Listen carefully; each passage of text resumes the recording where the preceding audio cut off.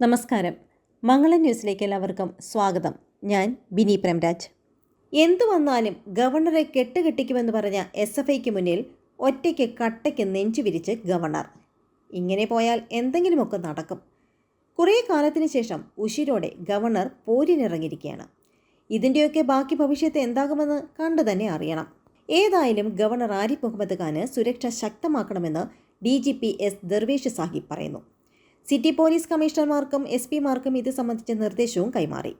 SFI പ്രവർത്തകർ ഗവർണറെ വഴിയിൽ തടഞ്ഞതിനെ തുടർന്ന് ഇന്റലിജൻസ് വിഭാഗം നൽകിയ റിപ്പോർട്ട് അനുസരിച്ചാണ് നടപടി. 3 പൈലറ്റ് വാഹനങ്ങൾ ഗവർണറുടെ വാഹനവ്യൂഹത്തിൽ അധികമായി ഉൾപ്പെടുത്തും. ഗവർണർ കടന്നുപോകുന്ന വഴികളിൽ സുരക്ഷ ശക്തമാക്കും.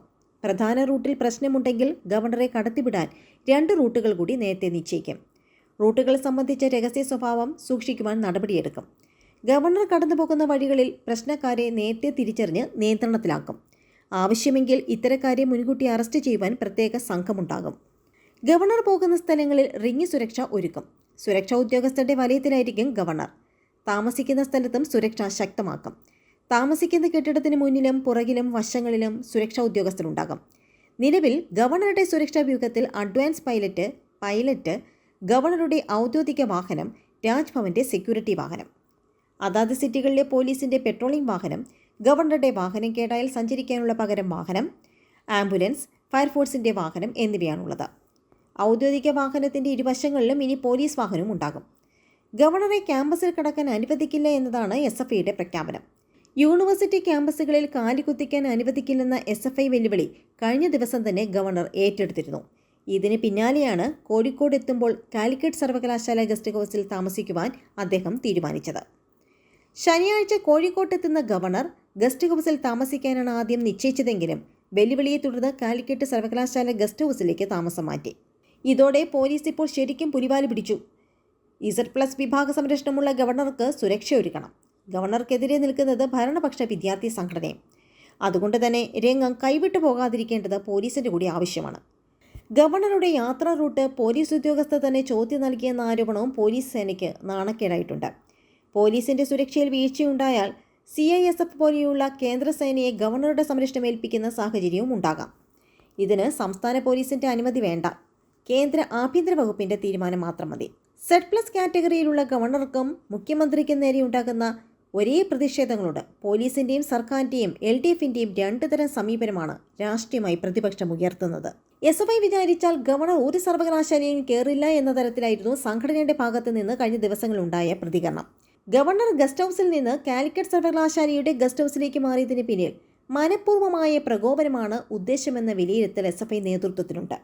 ഇക്കാരണത്താൽ തന്നെ ഗവർണറുടെ ആഗ്രഹത്തിനനുസരിച്ച് പ്രതികരിക്കേണ്ടതില്ല എന്ന നിലപാട് സംഘടനയുടെ നേതൃത്വം എടുത്തതായും സ്ഥിരീകരിക്കാത്ത റിപ്പോർട്ടുകളുമുണ്ട്. ചാൻസലറായ ഗവർണർ കേരളത്തിലെ ഏറ്റവും വലിയ വിദ്യാർത്ഥി സംഘടനയ്ക്കെതിരെ ഇത്തരമൊരു തീരുമാനം എടുത്തതോടെ വെട്ടിലായത് പോലീസും സർവകലാശാല അധികൃതരുമാണ്. അതേസമയം ഗവർണർ ആരിഫ് മുഹമ്മദ് ഖാനെതിരെയായുള്ള SFIയുടെ കരിങ്കൊടി സമരത്തെ ന്യായീകരിച്ച് CPM സംസ്ഥാന സെക്രട്ടറി MP ഗോവിന്ദൻ രംഗത്ത് വന്നു. കരിങ്കൊടി സമരം ഇനിയും തുടരുമെന്നും ഗോവിന്ദൻ വാർത്താസമ്മേളനത്തിൽ പറഞ്ഞു. കുറച്ചു നാളത്തെ കാലാവധിയെ ഗവർണർക്ക് ആ പദവിയായിട്ടുള്ളൂ. ഈ കുറച്ച് ദിവസത്തിനകം എങ്ങനെയാണ് സംഘപരിവാറിന്റെ പ്രധാന പട്ടികയിലേക്ക് കടന്നു വരേണ്ടതെന്ന കാര്യം ആലോചിച്ചതിൻ്റെ ഭാഗമായാണ് ഇപ്പോഴത്തെ നടപടികൾ. RSS അസംഘചാലകനെ നേരിട്ട് കാണാൻ ശ്രമിച്ചതും നമുക്കറിയാം. ഗവർണറുടെ മാനസിക നിലയെപ്പറ്റി ജനം മനസ്സിലാക്കിയിട്ടുണ്ട്. സംസ്ഥാന സർക്കാരിനും കേരളത്തിനുമെതിരായി നടത്തുന്ന പ്രചാരവേലകൾ ഒരു ഗവർണർക്ക് യോജിച്ചതാണോ എന്ന് അദ്ദേഹം തന്നെ പരിശോധിക്കേണ്ടതായുണ്ട്. സംഘപരിവാർ വേദികളിലാണ് അദ്ദേഹം വിമർശനങ്ങൾ ഉന്നയിക്കുന്നത്.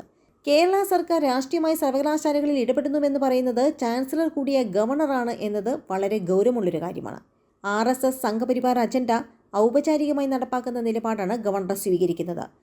കേരള സർവകലാശാല സെനറ്റിലേക്കുള്ള ഗവർണറുടെ നാമനിർദ്ദേശം കൃത്യമായി രാഷ്ട്രീയ ഇടപെടലാണ്. അദ്ദേഹത്തിന് എവിടെ നിന്നാണ് ആ പേരുകൾ കിട്ടിയത് എന്നതിനെപ്പറ്റി മറുപടി പറയാൻ കഴിഞ്ഞിട്ടില്ല. ജനാധിപത്യപരമായ രീതിയിൽ പ്രതിഷേധിച്ച വിദ്യാർത്ഥികളോട് ഗവർണർ നടത്തിയ പരാമർശങ്ങൾ സാധാരണ പൗരന് പോലും യോജിച്ചതാണോ എന്ന് സ്വയം പരിശോധനയ്ക്ക് നമ്മൾ തയ്യാറാകണം. സംഘപരിവാർ വിഭാഗങ്ങളെ സർവകലാശാലയിലേക്ക് തിരികെ രാഷ്ട്രീയം കളിക്കുന്ന നിലപാട് ഗവർണർ എടുക്കുന്നു. ഫയലുകൾ പിടിച്ചുവെക്കുന്ന അദ്ദേഹത്തിന്റെ സമീപനത്തെ സുപ്രീം കോടതി രൂക്ഷമായി വിമർശിച്ചതാണ്. ഇത്തരത്തിൽ പെരുമാറുന്ന ഗവർണർക്കെതിരെ പ്രതിഷേധം സ്വാഭാവികം. ആ പ്രതിഷേധമാണ് വിദ്യാർത്ഥികളും അധ്യാപകരും ജീവനക്കാരും നടത്തുന്നത്. ഗവർണർ അടിമുടി പ്രകോപനമുണ്ടാക്കുകയാണ് എന്ന് ഗോവിന്ദൻ പറഞ്ഞു. നന്ദി, നമസ്കാരം.